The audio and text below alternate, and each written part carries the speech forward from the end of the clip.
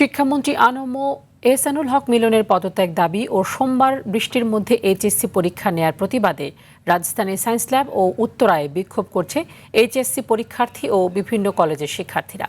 Science lab মোড়ে শিক্ষার্থীরা বেলা 12টা থেকে অবস্থান করছে এবং সড়ক অবরোধ করে রাখায় ওই এলাকায় যান চলাচল বন্ধ রয়েছে। সায়েন্স ল্যাব ও আশপাশের এলাকায় যানজট সৃষ্টি হয়েছে। পদার্থবিজ্ঞান বিষয়ে প্রশ্নের ভুল নিয়েও প্রতিবাদ জানান তারা। একই দাবিতে উত্তরায় সকাল 11টা থেকে বিভিন্ন পয়েন্টে শিক্ষার্থীরা বিক্ষোভ করছেন। বিক্ষোভের কারণে হযরত শাহজালাল এয়ারপোর্ট রোডে কিছুক্ষণ যান চলাচল ব্যাহত হয় ও যানজট তৈরি হয়েছে।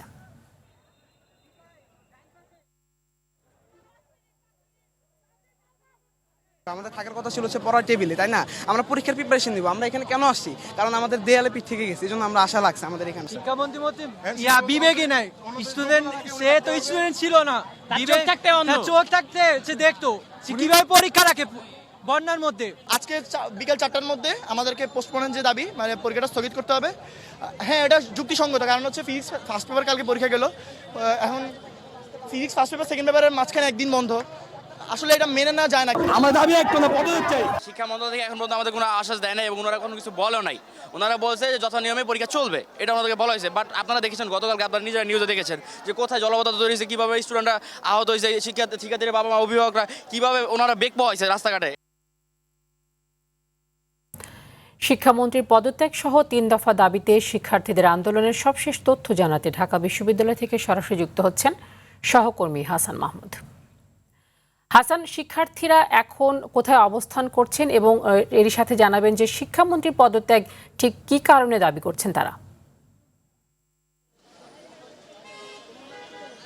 তানে আপনি জানেন যে এই দুর্যোগপূর্ণ আবহাওয়ার মধ্যে এবং দেশের যে বন্যা পরিস্থিতি, এই পরিস্থিতির মধ্যেও যে এইচএসসি এবং সমমানের পরীক্ষা যে নেওয়া এবং শিক্ষার্থীদের কটূক্তি করার অভিযোগ তুলে শিক্ষার্থীদের একটি অংশ কিন্তু তারা বিক্ষোভে নেমে পড়েন। আমরা জানি যে ঢাকার বিভিন্ন এলাকায় উত্তরা এবং সায়েন্স ল্যাব মোড়ে তারা বিক্ষোভ শুরু করেন। এক পর্যায়ে সায়েন্স ল্যাব মোড় থেকে তারা ঢাকা কলেজের সামনে আসেন, তারপরে কিন্তু তারা ঢাকা বিশ্ববিদ্যালয়ের ভিতরে তারা প্রবেশ করেন।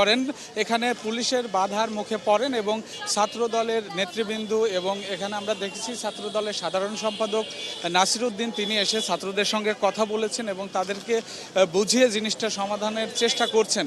আমরা দেখেছি এখান থেকে বেশ কিছু শিক্ষার্থী তারা কিন্তু তাদের যে স্লোগান সেটা দিতে দিতে বিভিন্ন ভাগে বিভক্ত হয়ে গিয়েছে।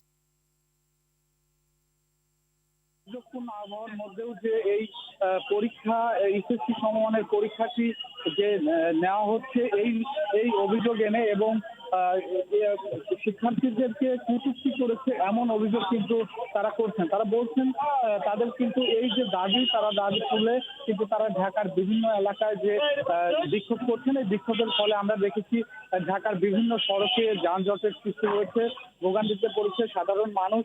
পুলিশের ঊর্ধ্বতন কর্মকর্তারাও এখানে এসেছিল, শিক্ষার্থীদের সঙ্গে কথা বলেছেন। তারা বলেছেন যে সংশ্লিষ্ট কর্তৃপক্ষ এবং যারা রয়েছে শিক্ষা মন্ত্রণালয়ের যারা রয়েছে তাদের সঙ্গে আলোচনা করে একটি সমাধানের অতি দ্রুত সমাধান করা হবে।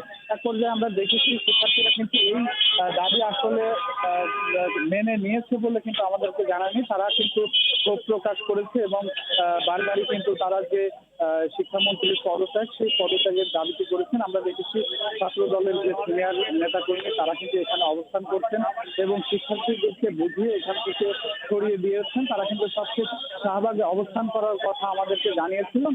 আমরা এখন দেখেছি শিক্ষার্থীরা কিন্তু বিভিন্ন ভাগে বিভক্ত হয়ে এই ঢাকা বিশ্ববিদ্যালয় এলাকায় বিভিন্ন জায়গায় তারা অবস্থান করছেন।